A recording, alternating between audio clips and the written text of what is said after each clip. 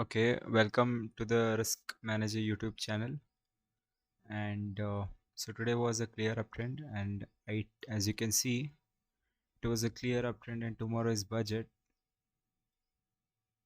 So just took around 6 trades today, and all in all, at the start, the price was within the CPR, as you can see. So many people say that the price sometimes, or the pro players say that the price doesn't react to the CPR. To be honest, it does, because there are some people who still believe in the CPR. So even if of around majority of 10-20% traders who believe in the CPR, then they will react to the CPR levels. So it's necessary to keep all the drawings or levels. Like some algorithms trade according to Fibonacci, some trade according to CPR, and there are some that trade according to value VWAP. So you have to keep all of them on the chart and make sure that you don't get confused with them. So my levels were correct today, but my entries were all wrong, again due to my psychology issues, which have improved a lot over the past few days. So my first trade was around here. It was at the bottom of the CPR, so I was sure if there was any bullish signal here, it will again go and touch at the top. So I took a trade here, and it was a twizzer, but still, as you can see, liquidity was taken out, taking stop losses, which was again a clear signal that price was now ready to go on top. So as you can see, then the price moved up, booked some profit here. And the second trade for today was at this level. Again, you can see one twizzer, so again you could have placed the target over here and you would have booked some profit. But this whole level, as you can see, is some kind of a consolidation level, the where price was accumulating within the CPR. So it's very difficult to trade or predict targets outside the CPR until unless you don't get a clear movement outside the CPR, and then you have to wait for a retracement so that you can go on a long position. Otherwise, it becomes very risky to take a long trade in the first instance without a retracement. So again, there was a long position here, although I booked some losses here because I entered very quickly and I couldn't suffer a loss of this stretch. I entered at somewhere at this level, and I booked a loss. And as soon as I booked loss, the price reversed. So it was a clear signal. As you can see, there are many support. There are node gaps over here. So these all act as support, and I should have placed an SL below this. But never mind. You get to learn many things. So placement of right entry is very important, and you need to be patient, and which I wasn't today, and I will develop.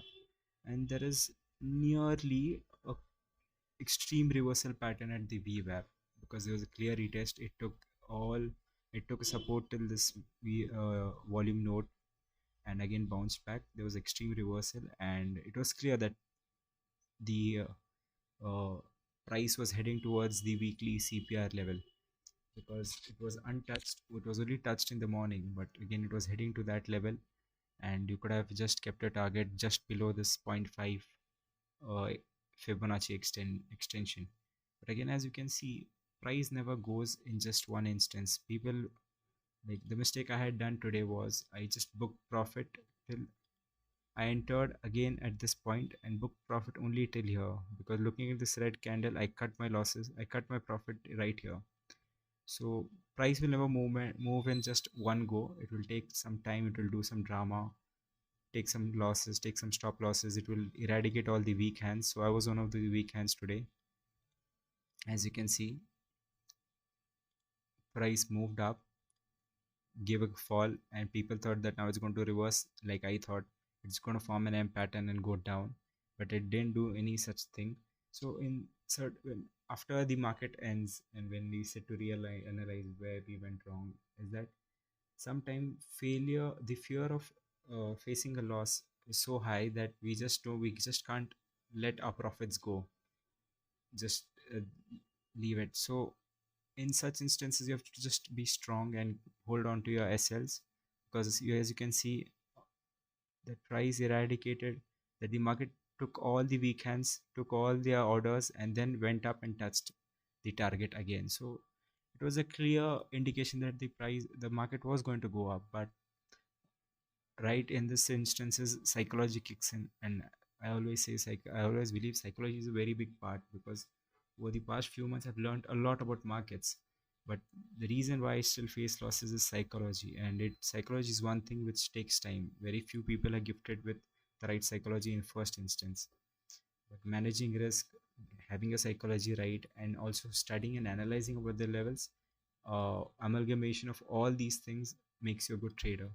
So if you had the right psychology, and if you had the guts of holding it in spite of not losing, being fearful of a double top forming and making a bearish pattern, and making sure that it will go up, in that instance it becomes very tricky. Looking at such large candles makes you feel that the price might reverse, but you have to keep your psychology right and hold on to your SL. If your SL is taken out, then you can make a change in viewpoint of the market and have the patience to analyze what the market is trying to do. But again, missed an opportunity, just booked some profit here, just booked some profit here and left while missed the larger opportunity. And as you can see, price, then again I took the second. After that I didn't take any trade. The latter half I didn't take any trade because I was already exhausted and had some other work to do. Yeah, so one good parameter for assessing the market, especially in a range bound market, is mark all the consolidation points. So if you mark all the consolidation points, you'll have a consolidation point here.